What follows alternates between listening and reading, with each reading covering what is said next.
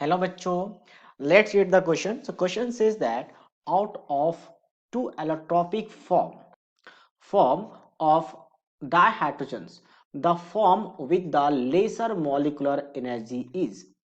दो अगर हम बात करें हाइड्रोजन का, दो एलोट्रोपिक फॉर्म होता है डाइहाइड्रोजन का, उनमें से अगर हम बात करें लेसर मॉलिक्यूलर एनर्जी किसका होता है, ऑर्थो का, मेटा का या पैरा का।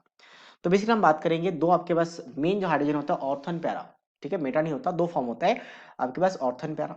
तो ऑर्थो पैरा में डिफरेंस क्या है, ऑर्थो एंड पैरा हाइड्रोजन में डिफरेंस क्या है।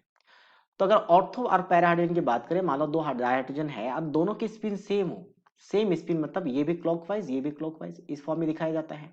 या फिर एक अनदर वे है कि अगर ये भी आपके पास न्यूक्लियस के राउंड जो आपके पास स्पिन रोटेट करेगा, ये अगर क्लॉकवाइज है तो ये भी क्लॉकवाइज है न्यूक्लियस के राउंड।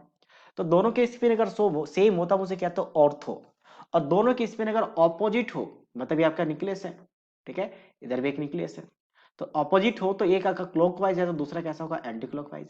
या इसको अनदर वे में ऐसा दिखा जाता है कि एक आपका अप है यानी क्लॉकवाइज स्पिन, तो दूसरा एंटी क्लॉकवाइज स्पिन में है।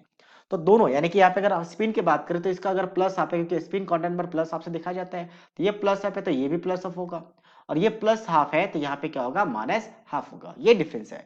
ये रूम टेम्परेचर में ज्यादा स्टेबल होता है, room temperature, stable at room temperature, ऐसा लिख लेते हैं, stable at room temperature, room temperature में ज्यादा स्टेबल है। और ये लोअर टेम्परेचर में ज्यादा स्टेबल होता है, लोअर टेम्परेचर में ज्यादा स्टेबल होता है। तो रूम टेम्परेचर में देखा जाएगा तो 75% ऑर्थो पाया जाता है और 25% पैराफॉर्म पाया जाता है। बट मैं वही बात करूं लोअर टेम्परेचर में, मिस टेम्परेचर का रूम टेम्परेचर बहुत कम कर दिया, तो लोअर टेम्परेचर और हायर, यहाँ पे हायर भी ऐड कर सकते हो, ठीक है, यही ज्यादा स्टेबल होगा। और लोअर टेम्परेचर में जैसे मान लो अगर आपने टेम्परेचर रूम टेम्परेचर बहुत कम कर दिया तो 99% पैरा बन जाता है और 1% कैसा हो जाता है, ऑर्थो। मतलब ये क्या होता है, इंटरचेंज कर जाता है एक दूसरे में। अब हम बात करते हैं एनर्जी का। अब सोचो दोनों एक ही स्पिन में आपके पास क्या कर रहा है, रोटेट कर रहा है, तो दोनों प्लस अप है तो दोनों में क्या होगा, स्पिन में दोनों में रिपल्शन होगा, और रिपल्शन होगा तो दोनों में यहाँ पे क्या होगा, ऑर्थो वाला की एनर्जी ज्यादा होगा। अगर एनर्जी की बात करें, एनर्जी तो एनर्जी किसका ज्यादा हो जाएगा, ऑर्थो वाले का ज्यादा हो जाएगा पैरा से, क्योंकि पैरा में क्या दोनों ऑपोजिट स्पिन में है, और ऑपोजिट स्पिन होने की वजह से दोनों स्टेबल रहेगा, दोनों में रिपल्शन नहीं रहेगा, अट्रैक्शन रहेगा। तो दोनों में क्या होगा आपके पास, जैसे एक ही हम इसमें क्या करते हैं, दो इलेक्ट्रॉन जब फिल करते हैं तो दोनों ऑपोजिट स्पिन में करते हैं ताकि रिपल्शन ना हो।